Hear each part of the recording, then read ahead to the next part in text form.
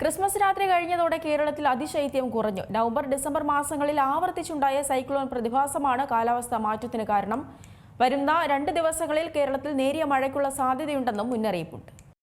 Christmas രാത്രി കഴിഞ്ഞതോടെ കേരളത്തിൽ അതിശൈത്യം കുറഞ്ഞിരിക്കുകയാണ്. നവംബർ, ഡിസംബർ മാസങ്ങളിൽ ആവർത്തിച്ചുണ്ടായ സൈക്ലോൺ പ്രതിഭാസങ്ങളാണ് നിലവിൽ കാലാവസ്ഥാ മാറ്റത്തിന് കാരണമായത്. വരുന്ന 2 ദിവസങ്ങളിൽ കേരളത്തിലെ ചില ജില്ലകളിൽ നേരിയ മഴയ്ക്കുള്ള സാധ്യതയുണ്ടെന്നാണ് കാലാവസ്ഥാ നിരീക്ഷണ കേന്ദ്രം നൽകുന്ന മുന്നറിയിപ്പ്. കേരളത്തിന്റെ വിവിധ ഭാഗങ്ങളിൽ പകൽ സമയത്ത് അന്തരീക്ഷ താപനില ഉയർന്നതായും ചില തെക്കൻ ജില്ലകളിൽ തണുത്ത കാറ്റും ഒറ്റപ്പെട്ട മഴയും ഉണ്ടാകാനുള്ള സാധ്യതയാണ് കാലാവസ്ഥാ നിരീക്ഷകർ പ്രവചിക്കുന്നത്. ഡിസംബർ പകുതിയോടെ തണുപ്പ് കുറഞ്ഞ് താപനില ഗണ്യമായി താഴ്ന്നിരുന്നു. ഡിസംബർ 20ഓടെ ഏറ്റവും കുറഞ്ഞ താപനിലയായ 16.6 ഡിഗ്രി സെൽഷ്യസ് വരെ രേഖപ്പെടുത്തി. ഡിസംബർ 16-ന് ഇത് 18.1 ഡിഗ്രി സെൽഷ്യസ് ആയിരുന്നു. ഡിസംബർ 22-ന് സംസ്ഥാനത്ത് ശരാശരി താപനില 33.3 ഡിഗ്രി വരെ ഉയർന്നു. നിലവിൽ പകൽ സമയങ്ങളിൽ ചൂട് വർദ്ധിച്ചു വരുന്ന സാഹചര്യമാണുള്ളത്. പ്രത്യേകിച്ച് തുറമുഖ മേഖലകളിലും താഴ്ന്ന പ്രദേശങ്ങളിലും പകൽ സമയത്ത് താപനില സാധാരണയായി ഉയർന്ന നിലയിലാണ്. അതേസമയം ഡിസംബർ 30, 31 തീയതികളിൽ തിരുവനന്തപുരം, കൊല്ലം, പത്തനംതിട്ട, ഇടുക്കി എന്നീ ജില്ലകളിൽ നേരിയ മഴയ്ക്ക് സാധ്യതയുണ്ടെന്നാണ് കാലാവസ്ഥാ നിരീക്ഷണ കേന്ദ്രം പറയുന്നത്.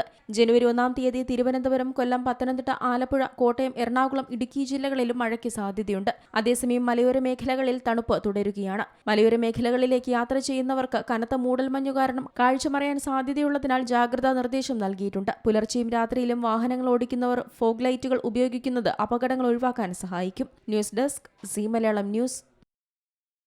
ഏറ്റവും പുതിയ വാർത്തകളും വിശേഷങ്ങളും വിരൽ തുമ്പിലറിയാൻ സി മലയാളം ന്യൂസ് എല്ലാ ഡിജിറ്റൽ പ്ലാറ്റ്ഫോമുകളിലും ലഭ്യം.